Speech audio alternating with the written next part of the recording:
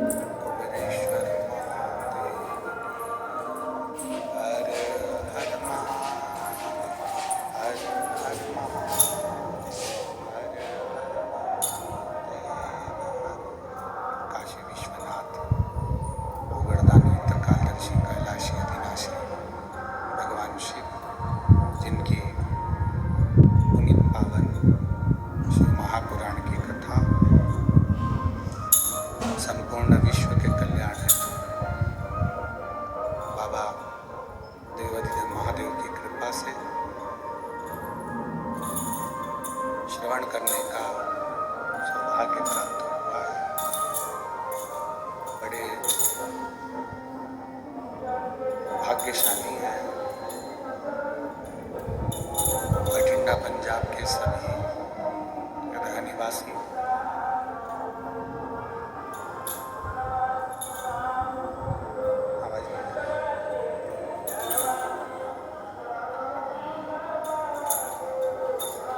बठिंडा पंजाब के सभी रहनिवासी जो इस पवित्र शिव महापुराण की कथा को श्रवण करने का सौभाग्य आप और हमको प्राप्त हुआ है।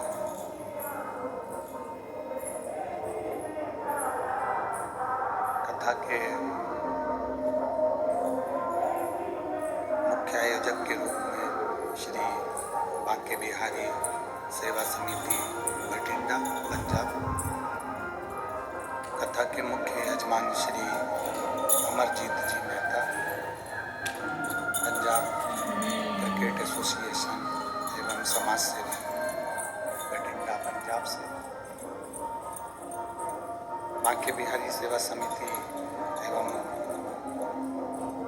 सभी कथा में पधारे हुए भक्तों का बहुत बहुत भाव से स्वागत। एक बार यजमान परिवार श्री अमरजीत जी मेहता जी के लिए जोरदार ताली बजाकर स्वागत करें, जिन्होंने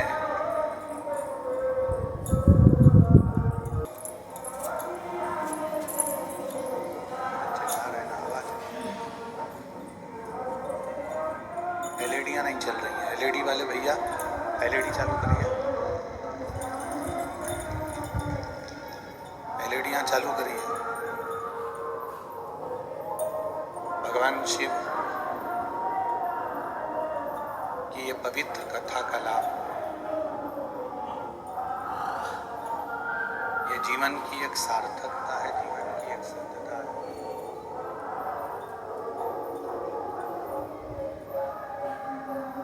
शरीर मिल जाना एक अलग विषय है। शिव महापुराण की कथा कहती है कि ये शरीर मिल गया, पर उस शरीर के मिलने के बाद में जो भगवान की अविरल भक्ति है,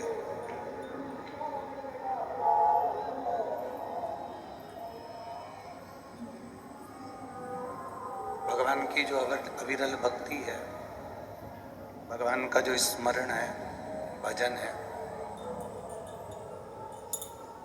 वो करना बड़ा कठिन है।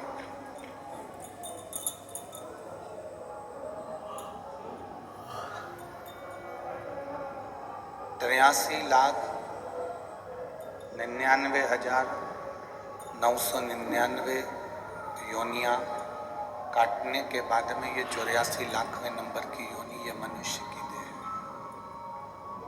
ये मानव का शरीर है।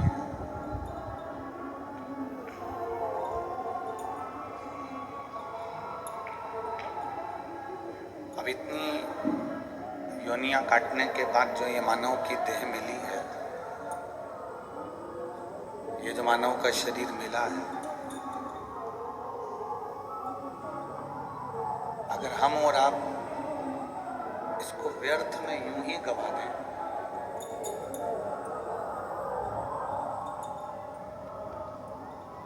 तो फिर संसार में जन्म लेने का फिर कोई कार्य ही नहीं रहा। भगवान देवाधिदेव महादेव माता पार्वती जी से कहते हैं, भगवान शिव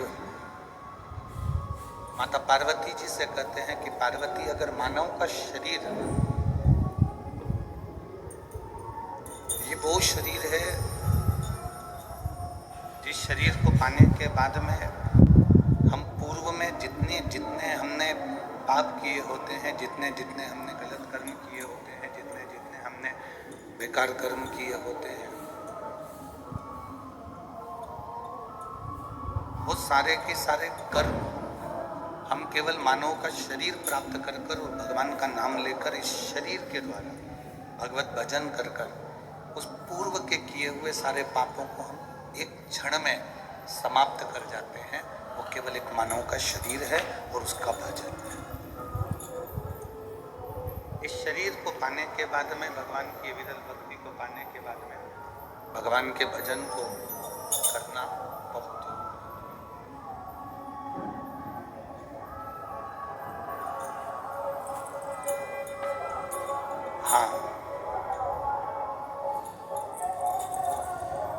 शिव महापुराण की कथा एक बात जरूर कहती है कि जो किताब हमको समझ में नहीं आती है, जो किताब हमको समझ में ना आए, उस किताब को कम से कम 2 बार 3 बार 4 बार उसको पढ़िए।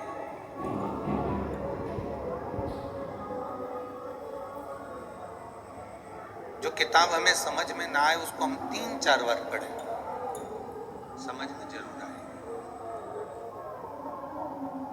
थोड़ा समय लग सकता है पर किताब समझने में देरी नहीं लगती। शिव पुराण कहती है जो किताब हमें समझ में ना आए उसको 3-4 बार अवश्य पढ़ें तो किताब हमारी समझ में आ जाती है। उसी तरह शिव की भक्ति है।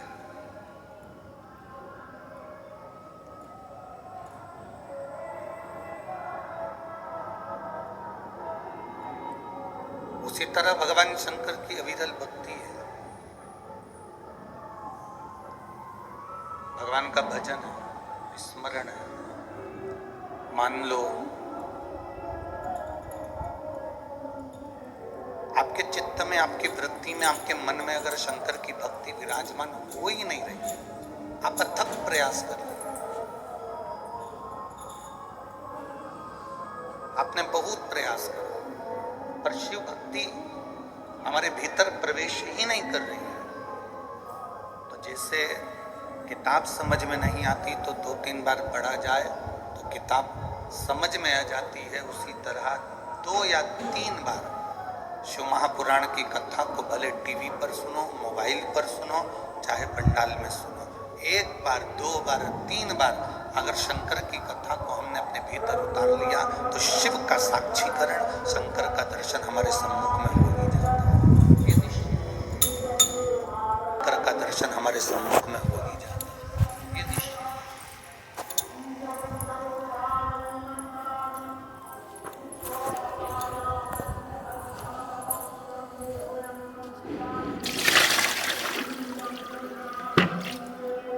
एलईडी नहीं चल रही है कि आवाज नहीं आ रही है? आवाज नहीं जा रही है।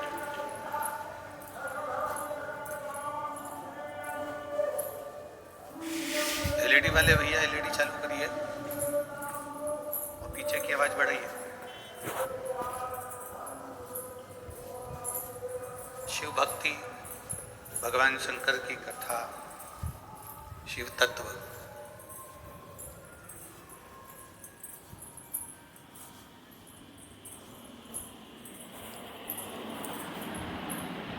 भगवान शिव की कथा, ये भगवान को प्राप्त करने का एक साधन है। भगवान की अविरल में आता है, आप लोग पहले भी श्रवण किए हैं।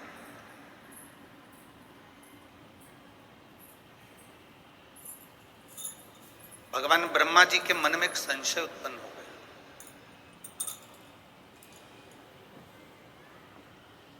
और ब्रह्मा जी के मन में जो संशय उत्पन्न हुआ, ब्रह्मा जी के मन में जो संशय आया, वो संशय ब्रह्मा जी ने भगवान विष्णु से कहा कि प्रभु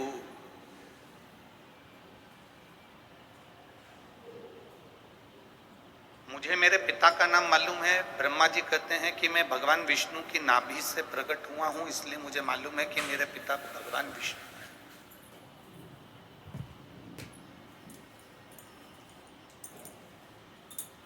मेरे पिता भगवान विष्णु हैं, ये मैं जानता हूं। ये ब्रह्मा जी कह रहे हैं कि मुझे मेरे पिता का नाम मालूम है कि मेरे पिता भगवान विष्णु हैं, क्योंकि मैं कमल के पुष्प पर नाभि से प्रकट हुआ।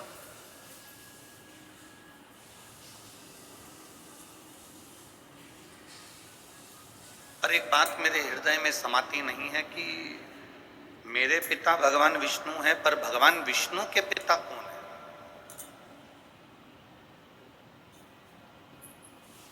भगवान नारायण के पिता का नाम मैं नहीं जानता, मेरे दादाजी का नाम मैं नहीं जानता। भगवान ब्रह्मदेव कह रहे हैं ये बात, भगवान ब्रह्मा जी कह रहे हैं। अब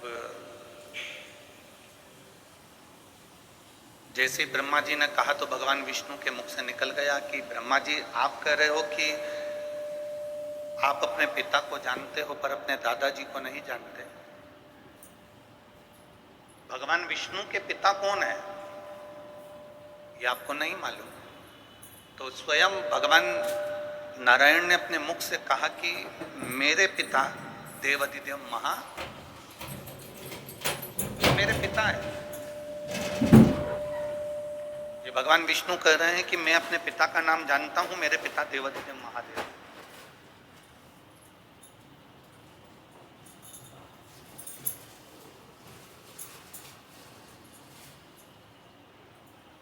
कहा मैं आपके पिताजी का दर्शन इसी क्षण करना चाहता हूं और उनसे पूछना चाहता हूं क्या भगवान नारायण को आपने प्रकट किया?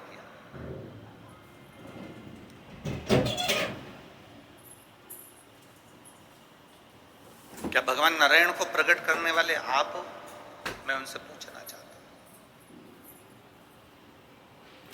शिव महापुराण की कथा कहती है कि शिव की कथा और मनुष्य की व्यथा, ये दोनों का अंत कभी नहीं हो सकता, ये निरंतर चलती ही रहती है। कथा भी चलती रहती है और मनुष्य की व्यथा भी चलती रहती है। कथा भी चल रही है और व्यथा भी चल रही है। मनुष्य की व्यथा, मनुष्य की समस्याएं, मानव जीवन में जो टेंशन है, हमारे जीवन में जो व्यथाएं हैं, ये कभी समाप्त नहीं।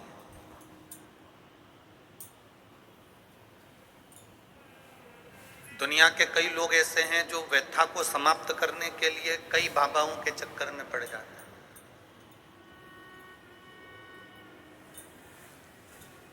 ना जाने कितने कितने जगह पर आप लोग पहुंच जाते हो और वहां जाकर कह देते हो कि हमारे जीवन में इस संकट है, इसको टाल दीजिए, हमारे जीवन में कष्ट है, इसको मिटा दीजिए। शिव महापुराण की कथा कहती है हमें किसी आडंबर की ओर, अंधविश्वास की ओर हमें नहीं जाना। ऐसा संसार में कोई नहीं जन्मा जिसके जीवन में दुख नहीं आया।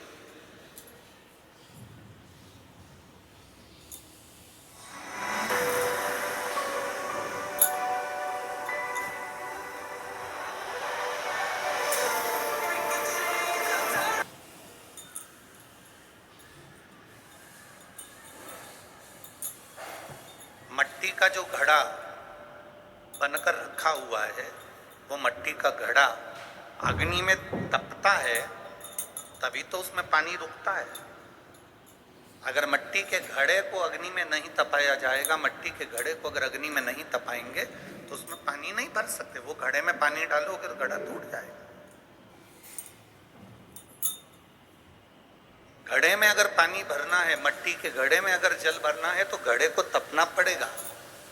घड़ा तपेगा तब उसमें पानी भराएगा। और अगर वो घड़ा तपा नहीं है, ऐसे कैसे ही रखा हुआ है, बस मट्टी का तुमने घड़ा बना लिया, उसको अग्नि में नहीं तपाया तो उसमें पानी की बूंद पड़ेगी, पानी पड़ेगा और वो गलकर नीचे गिर जाएगा।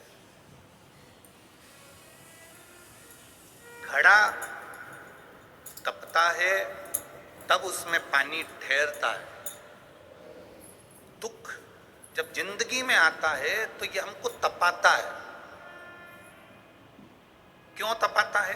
क्योंकि दुख हमको जो दिया जाता है वो हमें तपाने का काम करता है, और जब हम अच्छे से तप जाते हैं उसके बाद में जो सुख आता है तो हमारे इस मन में, बुद्धि में, चित्त में वो सुख टिक पाता है। नहीं तो अगर हम कच्चे घड़े होते तो सुख भी बिखर कर गिर जाए।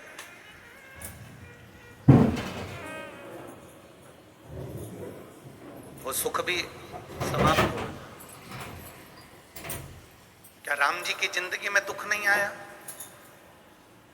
क्या भगवान कृष्ण के जीवन में दुख नहीं आया?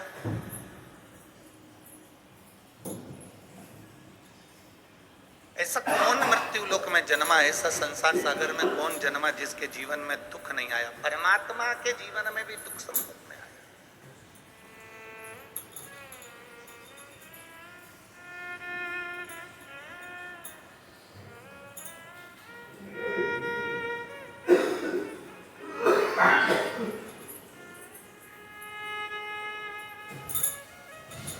एक बात हमने बहुत पहले कथा में कही थी, आपके स्मरण में अगर होगा, जितने लोग टीवी पर कथा सुनते होंगे उनके स्मरण में होगा।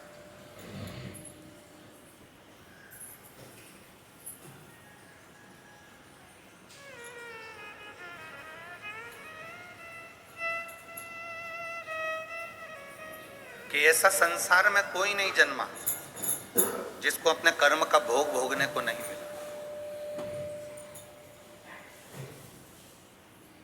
जो मृत्यु लोक में जन्मा है उसे अपने कर्म का भोग भोगना ही पड़ता है। बस अंतर इतना है कि सबका पेपर, जैसे परीक्षा हॉल में एग्जाम देते समय सबका पेपर, सबका जो पत्र है, पेपर है, वो अलग अलग होता है, उसी तरह हमारी जिंदगी में भी सबके एग्जाम देने का पत्र, पेपर अलग अलग होता है।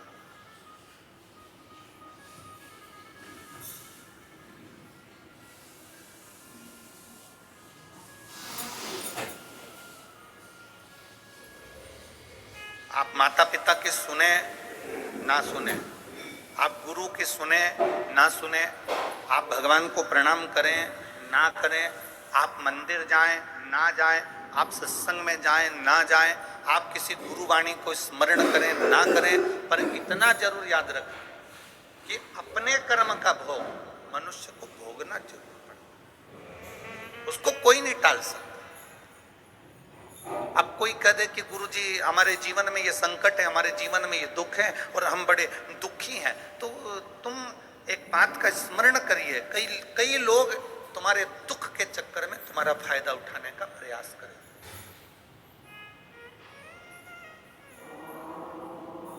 संसार के कई लोग ऐसे हैं जो तुम्हारे केवल दुख का फायदा उठाने का प्रयास करें, पर ना। शिव महापुराण की कथा कहती है, अगर जिंदगी में समस्या है, राम जी के जीवन में दुख आया तो उन्होंने रामेश्वर धाम की स्थापना करी और भगवान शंकर की पूजन करके लंका पर चढ़ाई करी। भगवान कृष्ण की 16,108 रानियां थी, एक भी रानी से औलाद नहीं हुई भगवान कृष्ण के यहाँ। 16,108 रानी से जब संतान नहीं हुई तब भगवान कृष्ण ने गर्गाचार्य बाबा के कहने पर एक एक रानी के साथ बैठकर 11-11 दिन तक भगवान शंकर का अनुष्ठान किया। तब शिव जी ने प्रसन्न होकर, प्रकट होकर भगवान कृष्ण को वर दिया कि तुम्हारी एक एक रानी के साथ तुमने 11-11 दिन तक बैठकर भगवान शंकर की आराधना करी है, तो मैं तुम्हें वर प्रदान करता हूं कि तुम्हारी एक एक रानी से 11-11 संतान होगी। 10 छोरा 1 छोरी, 10 बेटे 1 बेटी। भगवान कृष्ण की 16,108 रानियों से इतनी संतान उत्पन्न हुई। 1,77,186 संतान भगवान शंकर की कृपा से भगवान कृष्ण के घर में हो। ऐसा कौन है जिसके जीवन में दुख नहीं?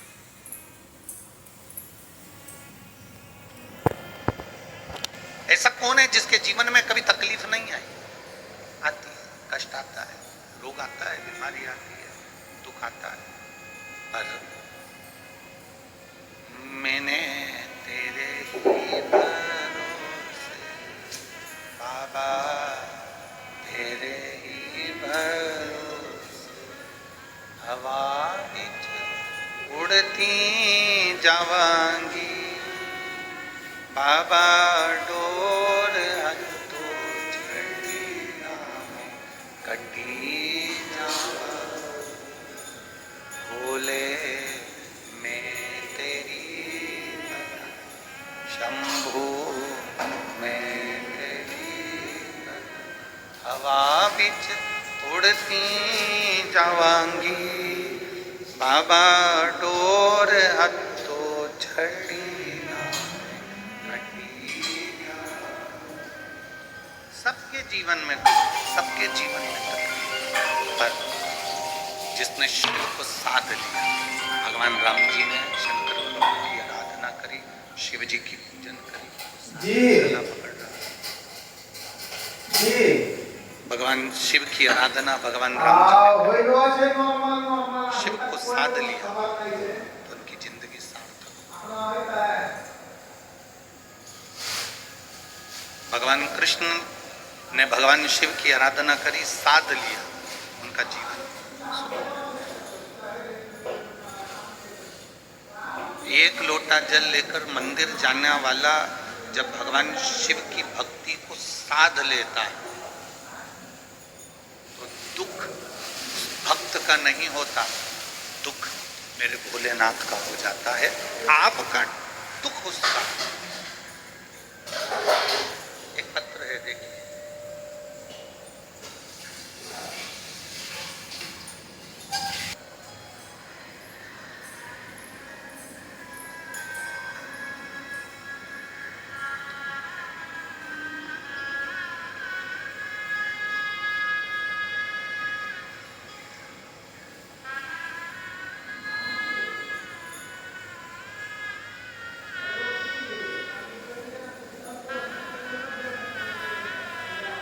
मेरा नाम प्रीति शर्मा, गांव रोडी,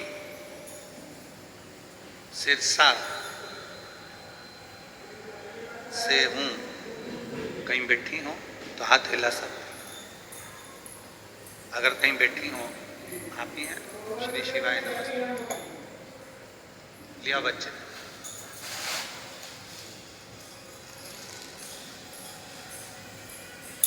गुरुदेव। मेरा नाम प्रीति शर्मा है, गांव रोडी, सिरसा से हूँ।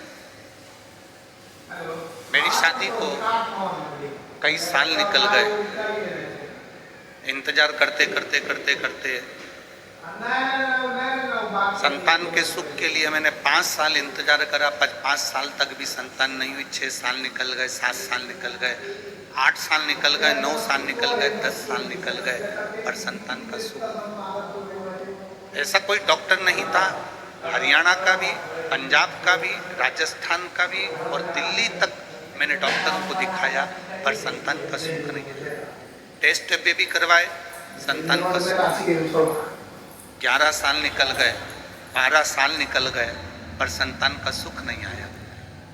तब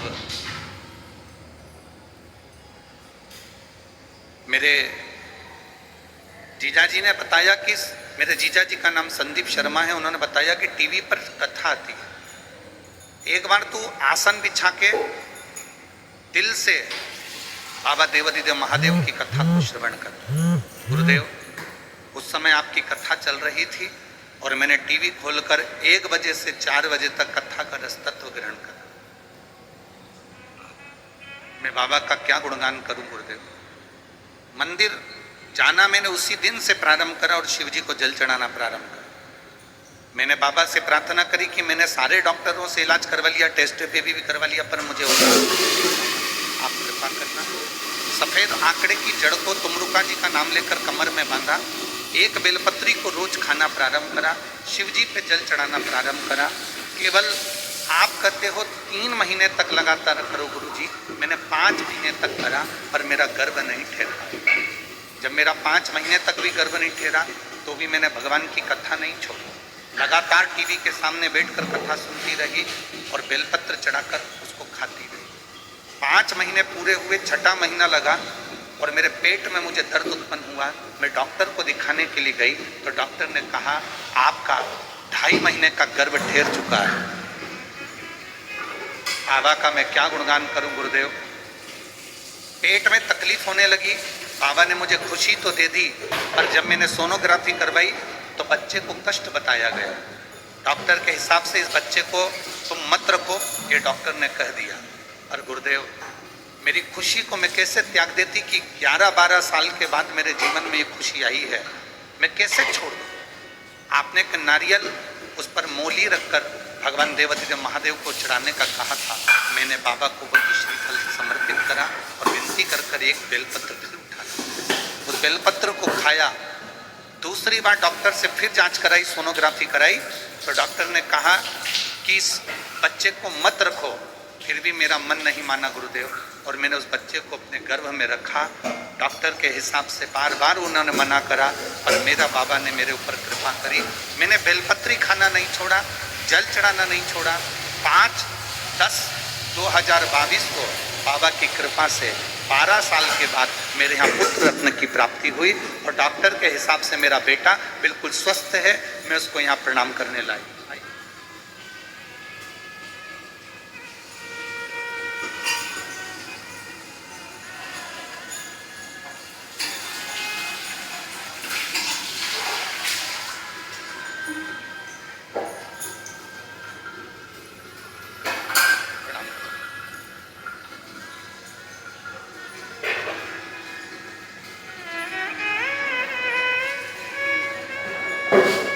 माता बोल रही हैं, इसका नाम हमने शिव जी ने दिया, इसलिए इसका नाम शंभू रखा है। बधाई।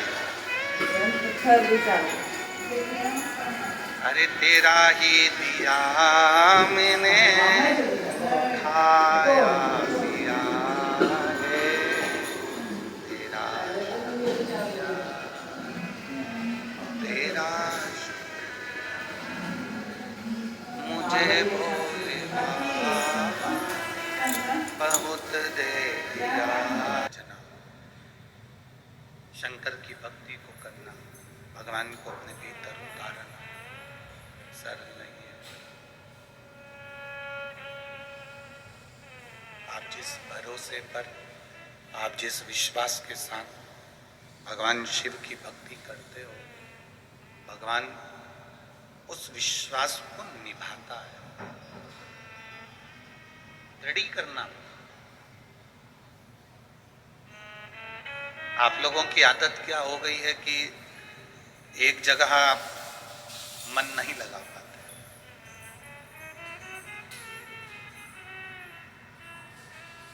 एक गुरुजी ने 2 चेले को भेजा कि मुझे प्यास लगी है, पानी लेकर आओ और कुआं खोद के लाना। एक चेला कुआं खोदता गया, 15-20 फीट कुआं खोदा, उसमें पानी नहीं निकला। उसने दूसरा कुआं खोदा, उसमें पानी नहीं निकला। तीसरा कुआं खोदा, उसमें पानी नहीं निकला। चौथा कुआं खोदा, उसमें पानी नहीं निकला। और एक चेला कुएं को खोदता गया, खोदता गया, खोदता गया, आखिरी में उसमें पानी निकला। वो गुरुजी के लिए, गुरुजी के लिए जल लेकर। एक चेला 15 फीट यहाँ कुआं खोदा, 20 फीट वहां खोदा, 25 फीट वहां खोदा, 60 फीट वहां खोदा, 100 फीट वहां खोदा, 200 फीट वहां खोदा, 300 फीट वहां खोदा, पानी नहीं निकला। और एक शिष्य ने एक ही जगह पर नीचे तक खोदता गया, खोदता गया, खोदता गया, पानी तो निकलेगा। बस आपको भी ये कथा अपने भीतर उतार लेना है। हमारी आदत पड़ गई है, यहाँ से काम नहीं हुआ वहां पहुंच, से नहीं हुआ वहां पहुंच गए, वहां से नहीं हुआ वहां पहुंच गए। 25 जगह कुएं खोद लिए पर पानी नहीं निकला। आपसे निवेदन है, एक ही जगह दिल लगा लेते, एक ही जगह भगवान की भक्ति में इतना चित्त, इतना विश्वास पक्का कर लेते तो कुएं में से पानी निकल ही जाता। ये निश्चित। आप भरोसा तड़ी करो, आप विश्वास पक्का करो, आपका दृढ़ता पक्की करो, विश्वास पक्का करो, भरोसा पक्का करिए। और जितना जितना विश्वास पक्का होगा, जितना जितना भरोसा पक्का होगा, उतना उतना शिव तुम्हारे करीब,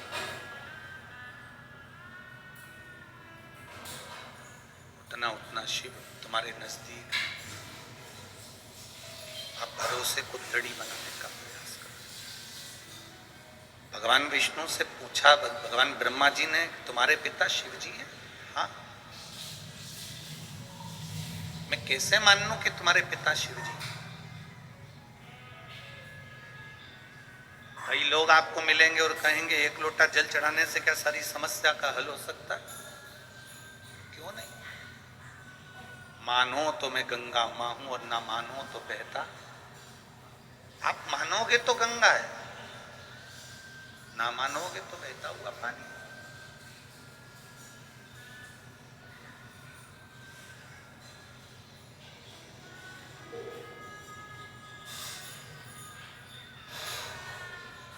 ये आपके ऊपर निर्भर करता है कि आप परमात्मा को कैसे विचार रहे हैं।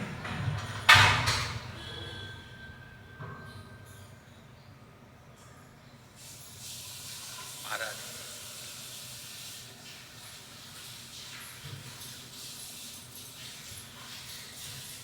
क्या क्यों नहीं? एक अग्नि का एक पर्वत को ब्रह्मा और विष्णु ने घुमाना प्रारंभ करा। ब्रह्मा और विष्णु ने जैसे ही पर्वत को घुमाया तो उसमें से एक अग्नि का खंभ प्रकट होया, जिसको लिंग की आकृति जैसा था, शिवलिंग की एक आकृति जैसा।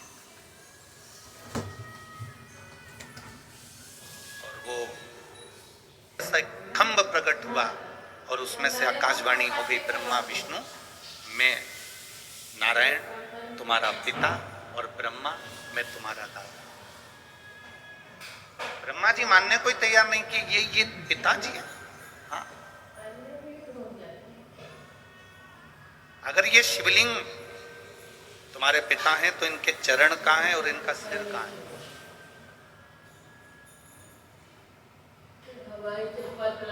जिस शिवालय में आप जल चढ़ाने के लिए जाते हो, जिस शंकर जी के मंदिर में आप जल चढ़ाने के लिए जाते हो, उस शंकर जी के शिवलिंग में कोई तुमसे पूछे कि इसका चरण कहाँ है, इसका सिर कहाँ है, तो आप बता नहीं सकते, क्योंकि शिव महापुराण की कथा कहती है कि एक एक कण कण में, एक एक कण कण के अंदर मेरा शंकर का वासा है। तुम्हारी मर्जी पड़े जहां से तुम उसको प्रणाम कर लो, वो वहीं से प्रकट होकर तुमको दर्शन दे देता है। उसको उसका स्थान नहीं ढूंढा जाता कि आगे कहाँ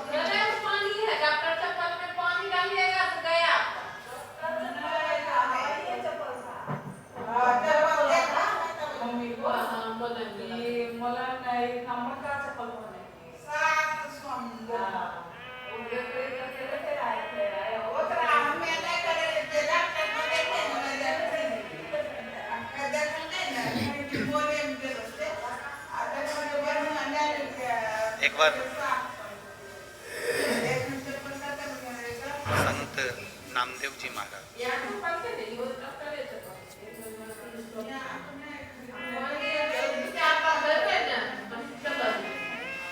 ये पंजाब की पवित्र भूमि पर आता है।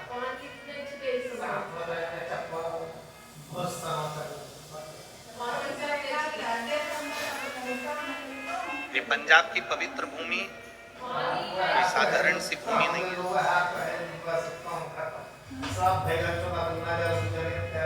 शंकर भगवान को अगर प्राप्त करना है, बद्रीनाथ हो, केदारनाथ हो, कैलाश पर्वत हो, श्री खंडेश्वर महादेव हो, केदारेश्वर महादेव, भगवान शिव की प्राप्ति अगर करना हो तो ये पंजाब की भूमि कोई साधारण भूमि नहीं है, संतों की पवित्र भूमि है और यहाँ से शंकर की यात्रा प्रारंभ है। यहाँ से शिव की प्राप्ति का केंद्र बिंदु है ये पंजाब की धरा।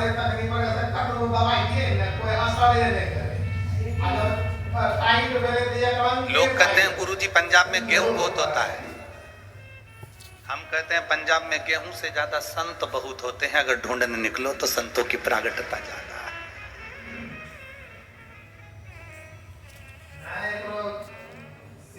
महाराष्ट्र में जन्मे हुए नामदेव जी महाराज, महाराष्ट्र में बड़े हुए नामदेव जी महाराज कई वर्ष इस पंजाब की भूमि पर निकाले हैं।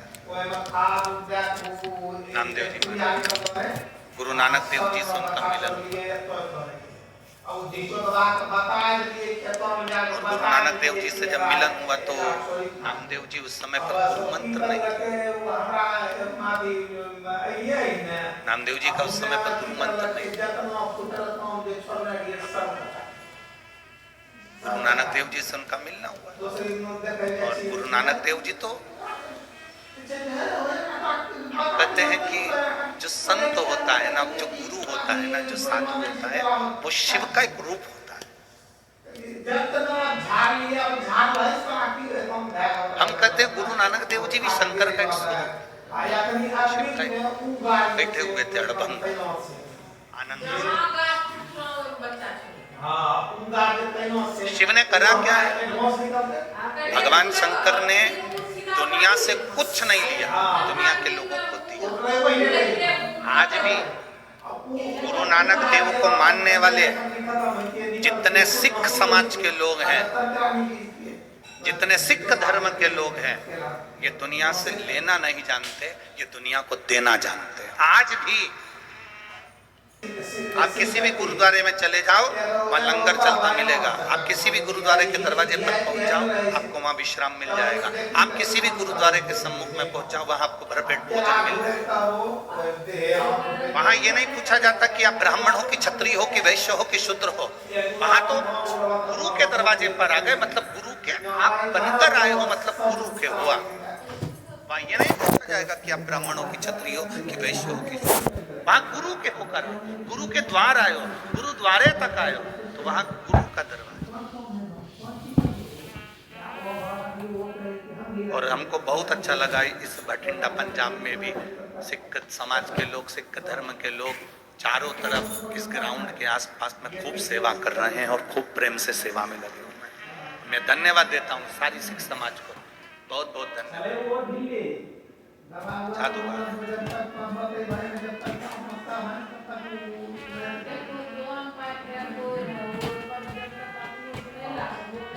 और ऐसी शिव भक्ति हमने आज तक नहीं देखी, जो शिव भक्ति का दर्शन हमने बठिंडा पंजाब में किया। देखिए, सारी सूचना, हम तो बाहर निकलते नहीं हैं और आपको भी मालूम होगा 3-4 दिन हम किसी से मिलते नहीं। हमारे ये यजमान परिवार से भी पूछना, जिस कमरे में हम हैं उस कमरे में हमारा भजन है, हमारे भोलेनाथ की सेवा, ठाकुर जी की सेवा, अपना पाठ पूजन। यजमान परिवार से भी हम नहीं मिलते कि उनसे मिलना। 3-4 दिन किसी से, पर जब जजमान जितने लोग यहाँ आते हैं कथा सुनने वाले, इनके रिश्तेदार जब यहाँ के फोटो वीडियो और अन्य बातें लिखकर सीओर भेजते हैं ऑफिस में, तो वहाँ मालूम पड़ता है। फिर वहाँ से सूचना आशीष जी के पास आती है, फिर आशीष हमको बताते हैं कि गुरुजी इस बठिंडा के जहाँ कथा स्थल है इसके आसपास में जितनी होटलें बनी हुई है, उन होटलों में भी होटल के मालिकों ने अपनी अपनी होटलें खोल दी और मात्र 100-200 रुपए में रहो भी, खाओ भी, सो भी, स्नान भी करो, गर्म पानी भी दे रहे हो और व्यवस्था भी दे रहे हैं। इतने मैं भटिंडा पंजाब के एक एक भक्तों को, शिव भक्तों को बहुत बहुत साधुवाद देता हूं कि आपकी भक्ति बड़ी विचित्र है, बड़ी। ये प्रेरणा है संपूर्ण विश्व के लिए, ये प्रेरणा है संपूर्ण भारतवासियों के लिए। कमाने के लिए जिंदगी पड़ी है, पूरे जीवन सुबह 9 बजे से लेकर रात्रि को 10 बजे तक अपनी दुकान पर बैठकर कमाओगे, आखिरी में अपनी पत्नी और बच्चों को देकर जाओगे और इतना बड़ा फोटो दीवार पे टंगा जाएगा और उसमें होएगा जाएगा कुछ नहीं, केवल इस्माइल देते मिलोगे और प्लास्टिक के फूल की माला तुम्हारे ऊपर टंगी। पर जिसने शिव के भक्त इतने आए हैं और उनकी सेवा, भले तुमने हाथ जोड़कर एक अन्न का निवाला भी अगर किसी के मुंह में दिया है तो समझ लेना कि 33 कोटि देवताओं का पेट भर दिया है। सारे संत करो सेवा,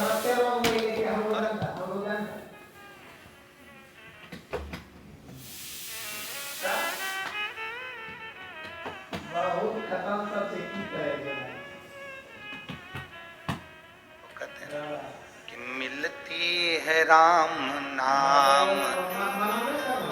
दौलत कभी कभी, होती है अपने पंजाब में शिव पुराण कभी कभी मिल रही है।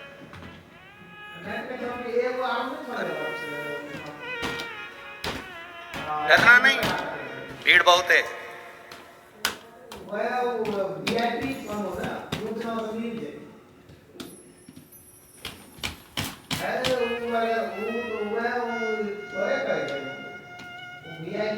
कल कोई कह रहा था गुरु जी हमारे बठिंडा में आज तक जाम नहीं लगा और तुम्हारी कथा हुई और पहले दिन जाम लगा।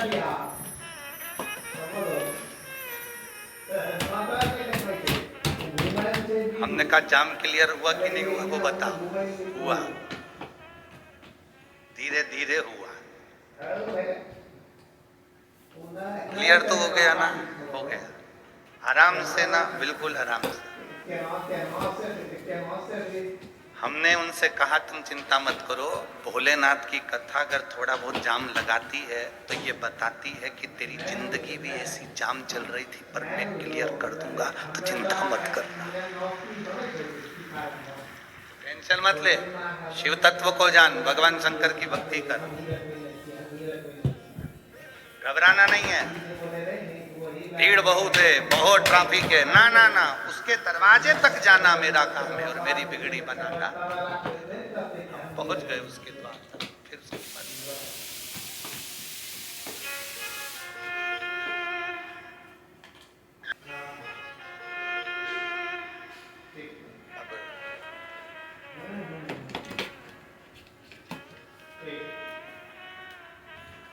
कहा महाराज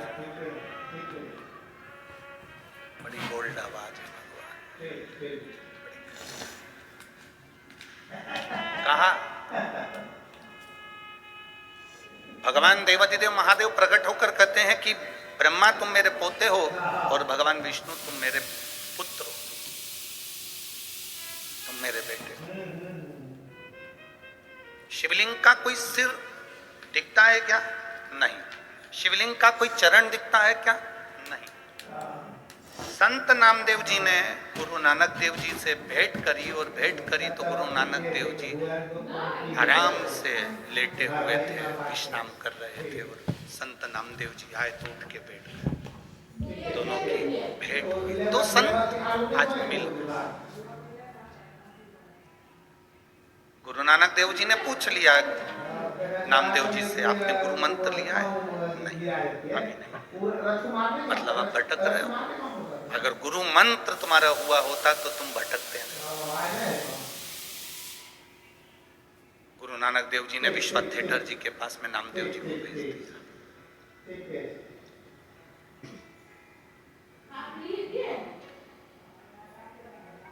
संत नामदेव जी ने गुरु नानक देव जी से पूछा कि असली गुरु की पहचान क्या है, असली संत की पहचान क्या है? गुरु नानक देव जी ने 3 चीजें संत नामदेव जी को बताई है कि असली संत, असली गुरु की पहचान। असली गुरु, असली संत 3 चीजों से दूर रहता है। पहला नमस्कार, दूसरा चमत्कार, तीसरा नमस्कार। गुरु नानक देव जी संत नामदेव जी से कह रहे हैं कि 3 चीजों से असली गुरु दूर रहता है, 3 चीजों से संत दूर रहता है। पहले नंबर पर जम के बोलो जरा भटिंडा वालों, नमस्कार। असली गुरु कभी तुमसे अपने चरण नहीं छुआएगा, प्रणाम नहीं करवाएगा। असली गुरु कह देगा भैया दूर से प्रणाम करो, हमें छुओ मत, आप नमस्कार करो दूर से। आप बार बार हमको नमस्कार मत करो, अगर बार बार नमस्कार करोगे ना तो हमको अहंकार आ जाएगा। तो असली गुरु कह देता है ना नमस्कार से दूर।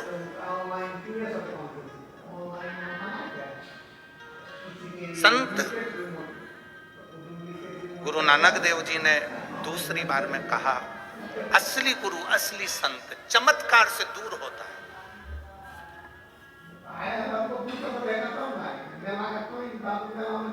असली गुरु कभी चमत्कार नहीं करता, असली संत कभी चमत्कार नहीं करता। इसलिए शिव महापुराण जिस दिन चालू होती है उस दिन हम शिव महापुराण के प्रथम दिन में कह देते हैं कि शिव पुराण किसी चमत्कार को प्रमाणित नहीं करती कि चमत्कार होगा, पर इतना जरूर है, अगर एक लोटा जल लेकर आप शंकर जी के मंदिर जाओगे तो तुम्हारी दुख कटेगा जरूर, ये निश्चित है। आज तक इस पुराण ने ये नहीं कहा कि ये चमत्कार हुआ या ये आप शंकर, अगर इनके घर में 12 साल के बाद बच्चा हुआ है तो ये शंकर को भजा है इन्होंने, शिव महापुराण को सुना है इन्होंने, शिव जी के मंदिर गई हैं, ये स्वयं जाकर बेलपत्र चढ़ाया है, स्वयं जाकर भगवान शंकर की भक्ति करी है, इसलिए 12 साल के बाद संतान। एक पत्र में एक बहन ने लिखा,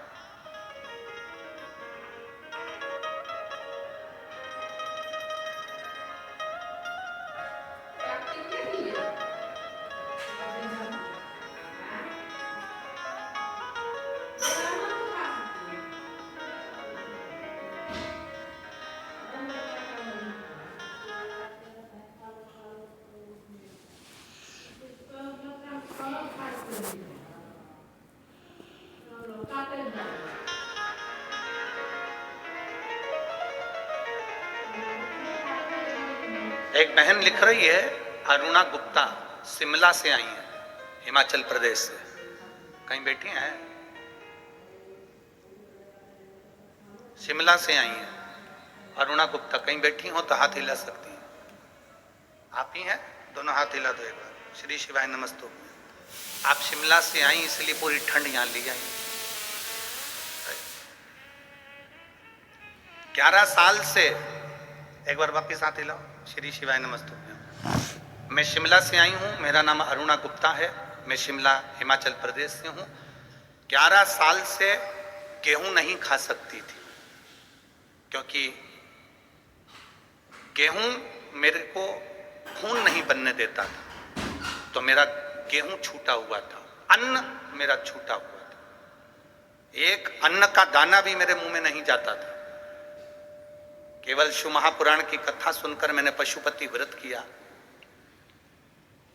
मैंने उस दिन भगवान को रोटी बनाकर गेहूं की और उसमें शक्कर गुड़ मिलाकर भगवान को, पशुपति नाथ को 3 हिस्से का जो प्रसाद चढ़ता है वो ही चढ़ाया और बाबा से प्रार्थना करी। 11 साल से मैंने अन्न को ग्रहण नहीं करा और मेरी शरीर ठीक नहीं है, तो मुझे संभाल ले बाबा।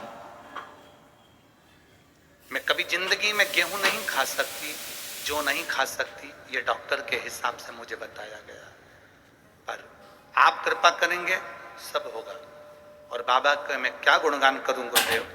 पहली बार प्रसाद का एक हिस्सा मैं लेकर घर आई और वो मैंने खाया, और मेरे बाबा ने जिस दिन से मुझे वो अन्न खिलाया उस दिन से मेरा शरीर ठीक है। मैं बाबा को यहाँ प्रणाम करने के लिए बैठिए, श्री शिवाय नमस्तुभ्यम, बैठिए।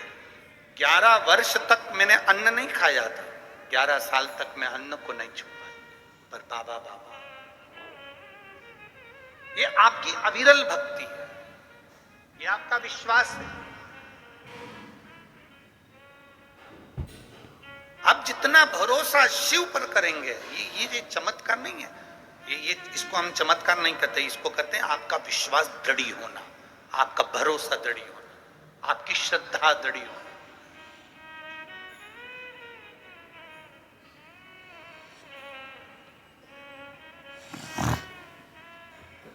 महाराज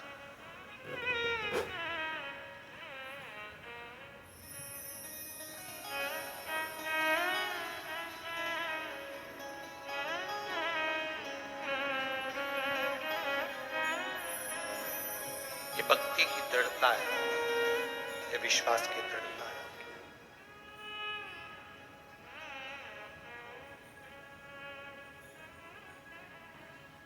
संत नामदेव जी से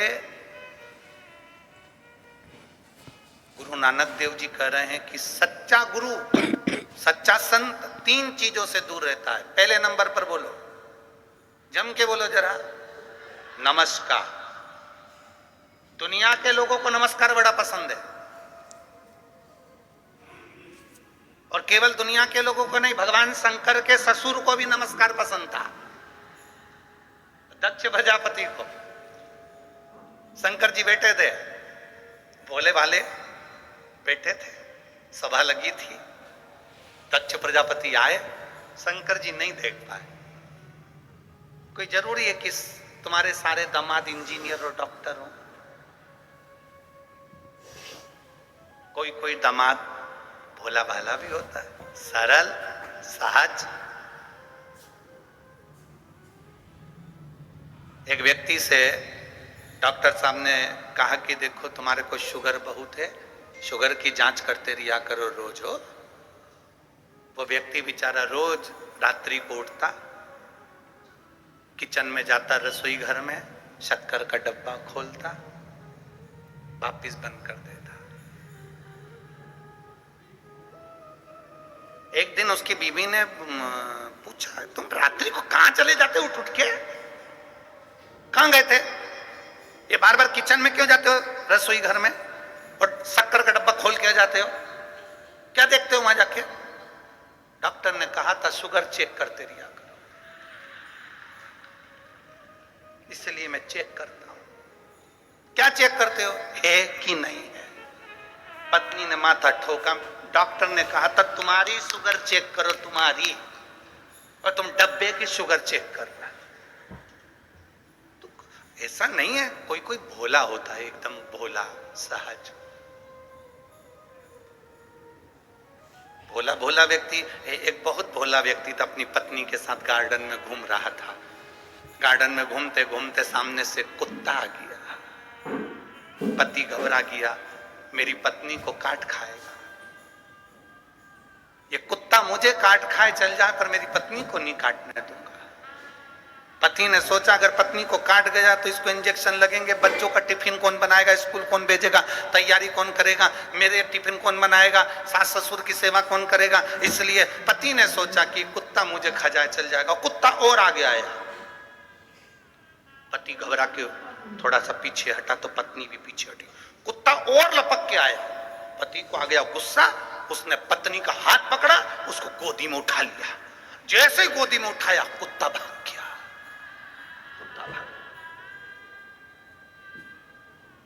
पत्नी को नीचे उतार दिया, पत्नी गुस्से में लाल हो गई। 11th क्लास के साथ नीट की तैयारी टफ लग रही है, समय इतना कम है और इतना सारा सिलेबस है, कैसे करें? पत्नी को नीचे उतार दिया, पत्नी गुस्से में लाल हो गई। ऐसा मूर्ख पति मैंने जिंदगी में कभी नहीं देखा। दुनिया के लोग कुत्ते को भगाने के लिए पत्थर उठाते, तुमने मुझे उठा लिया। अब पति कैसे समझाए कि मैंने तुझे इसलिए उठाया था कि कुत्ता मेरे पांव को खा जाए पर मैं तुझे नहीं खाने दूंगा। पर जिसकी किस्मत में भाटा लिखा हो वो क्या करेगा? भोला, बहुत भोला। अब कोई जरूरी नहीं कि तुम्हारे सारे दामाद इंजीनियर हैं, डॉक्टर हैं, कलेक्टर हैं तो सभी एक जैसे। ना ना ना, शंकर भगवान अडमस्त होकर बैठे हुए थे। दक्ष प्रजापति आए, सबने उठकर प्रणाम करा, शंकर जी उठ ही नहीं पाए, वो तो अलमस्त बैठे हुए, अलमस्त। दक्ष प्रजापति को नमस्कार बड़ा पसंद था, इन्होंने नहीं करा, गुस्सा आ गया। दक्ष प्रजापति को क्रोध आया और क्रोध आते से दक्ष प्रजापति ने श्राप दे दिया भगवान शंकर को। ए शिव, मैं तुझे श्राप देता हूं, तू मेरी बेटी का पति होकर, मेरा दामाद होकर तूने मुझे प्रणाम नहीं करा। मैं तुझे श्राप देता हूं, तू शमशान में निवास करेगा।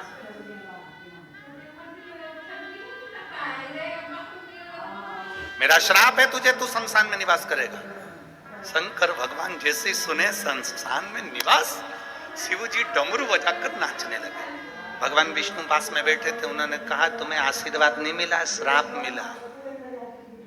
शमशान में रहोगे आज से, तुम्हारे ससुर ने श्राप दिया।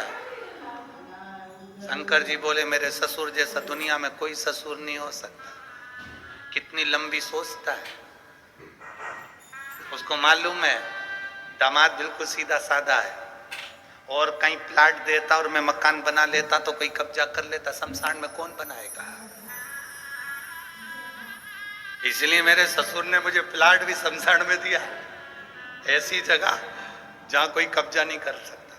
भगवान विष्णु ने माथा ठोका, भोलेनाथ तुम सही में भोलेनाथ हो। श्राप मिलने के बाद भी खुश। किसी किसी को नमस्कार प्रिय है। गुरु नानक देव जी ने नामदेव जी से कहा कि संत के 3 लक्षण हैं और 3 लक्षणों पर जिसका स्मरण करिए। पहला, संत गुरु नमस्कार से दूर होता है, दूर।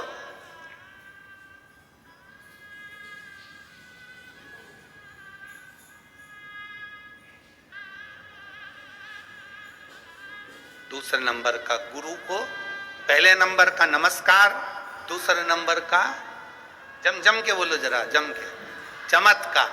असली गुरु, असली संत कोई चमत्कार नहीं करता, उसे चमत्कार से बोलो। और तीसरे नंबर का है असली संत, असली गुरु नमस्कार। कौन ने कितना रुपया दिया, कितना गया, कितना आया, उसे कोई मतलब नहीं है। उसको तो बस हरि भगवान का नाम लेना है, भगवत भजन करना है, स्मरण करना है, भगवान की भक्ति करना है, उसे कोई मतलब।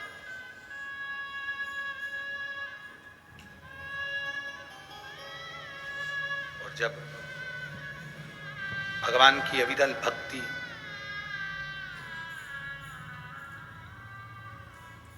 भगवान शिव की अविरल भक्ति एक आनंद के साथ में जो रहती है, वो सुख प्रदान करती है। सुख प्रदान कहा गुरु नानक देव जी ने संत नामदेव जी से कहा कि असली गुरु की शरणागति जाइए। तो असली गुरु कहाँ मिल सकता है? गुरु नानक देव जी ने ये नहीं कहा कि तुम मेरे पास में रहो। गुरु नानक देव जी ने कह दिया कि तुम शिव के मंदिर में, विश्वा थिएटर जी बैठे हुए हैं, तुम जाओ और उनसे गुरु मंत्र। देखिए, गुरु नानक देव जी ने नामदेव जी को जाते समय कह दिया था कि गुरु सब में रब को देखता है, सब में। जब नामदेव जी पहुंचे, उन्होंने क्या देखा कि जिनके पास में गुरु नानक देव जी ने भेजा था, वो तो जहां शंकर जी का शिवलिंग था सामने, उधर पांव कर कर सो रहे थे। नामदेव जी ने हाथ जोड़कर बोला, गुरुदेव तुम में बुद्धि नहीं है क्या? सामने शंकर का शिवलिंग और तुम पांव लंबा करके सो रहा है। गुरु जी ने नामदेव जी से कहा, वीना को पसंद आया ये ट्रेंडी लहंगा, लेकिन उसकी लाइक। गुरुजी ने नामदेव जी से कहा, एक काम करो, मेरा पांव उठाओ, जहां पर शंकर जी नहीं है वहां रख दो। मेरा पांव उठाओ, जहां शिव नहीं वहां रख दो। गुरु नानक देव जी ने कहकर भेजा था कि तुझ में, मुझ में, सब में रब समाया है। गुरु नानक देव जी ने कहकर भेजा था नामदेव जी को। नामदेव जी समझ नहीं पाए थे। मेरे पांव को उठाओ, जहां शिव नहीं वहां पर मेरा पांव रख दिया जाए। चरण उठाकर नामदेव जी महाराज जहां पर विश्वा थिएटर जी का पांव रखते थे, वहां पर शंकर का शिवलिंग सामने नजर आने लगता था।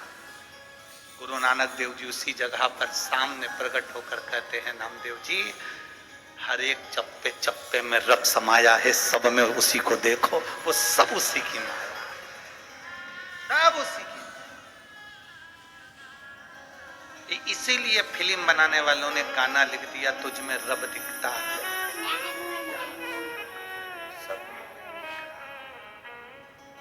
हमारी यही तो गलती है, आप में और हम में यही गलती है कि हम मंदिर में तो भगवान को ढूंढते हैं, पर अपने घर में भगवान को नहीं ढूंढ पाते। घर में जो पति है, पत्नी है, माता है, पिता है, भाई है, बंधु है, बेटा है, बेटी है, कुटुंब है, परिवार है, पड़ोसी है, रिश्तेदार, नातेदार, इनमें हम परमात्मा को नहीं देख पाते। हम इनमें भगवान को नहीं देख पाते, हम इनमें परमात्मा को नहीं देख पाते।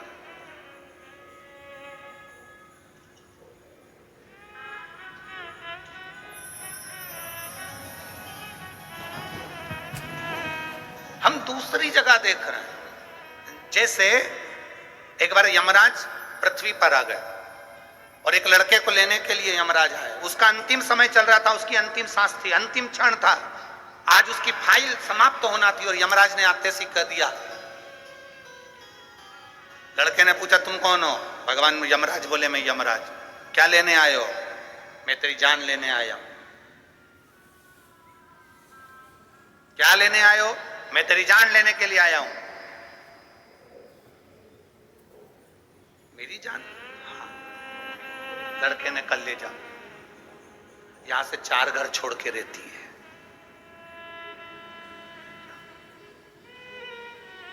यमराज बोला मैं तेरे प्राण लेने आया हूं। प्राण मेरे? हाँ। 4 दिन से मेरे प्राण वही खा रही, ले जा।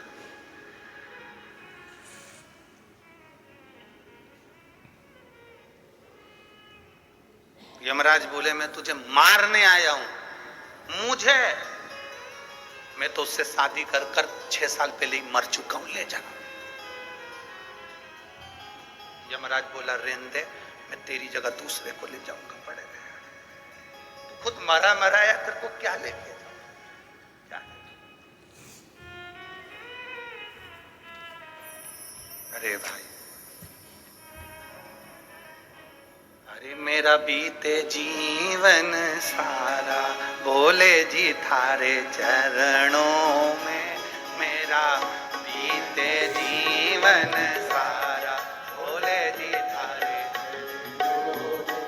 मेरा बीते जीवन सारा बोले जी थारे चरणों में। मेरा बीते जीवन सारा बोले जी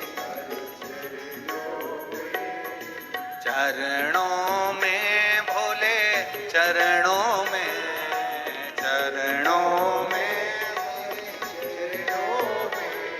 ओ चरणों में, भोले चरणों में, चरणों में, भोले चरणों में। मेरा बीते जीवन सारा भोले जी तेरे चरणों में। मेरा